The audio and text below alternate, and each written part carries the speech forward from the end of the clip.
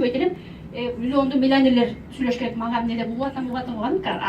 Үчүнчү, который аябай мага жаккан нерсе, качан гана канчалык уровень бизнеске жеткениңде сен по наследству передается деди. И бул балдарыңа, өзүңдүн балдарыңдан кийин балдарың, неберелериңе, неберелериң андан кийинки бүтүндөй уругуңа өткөрүп берсең болот экен бул бизнести.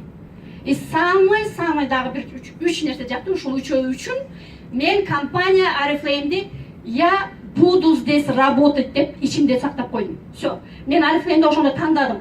Но мен ал убакта сразу келген жокмун. Кеттим молочныйдан иштеп, потому что мен Москвага келгенде 3 айга эле кол коюлган болчу. Улуу урматтуу Аскар Ганиевичтен. Анан 3 ай болуп калган эле мен Oriflame'ге кирип кетсем көп жүрүп калам да. Oriflame'ден анан Oriflame таап алам дагы. Мен Москвадан бирөөнү таап алган болуп калам. Анан кой тапкандай болбойн да, анан Кыргызстанга кеткем кайра. Кыргызстанга кетип жүрдүк.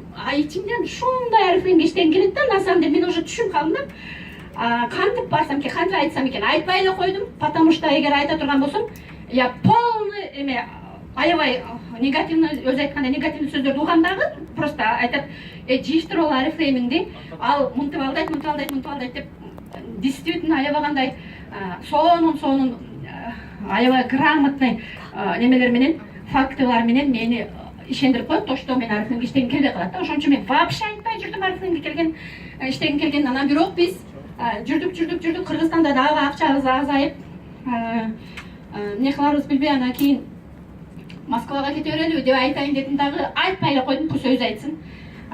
Жүрдүк, анан 1 жыл болгондо бир күн мынтип калыптыр.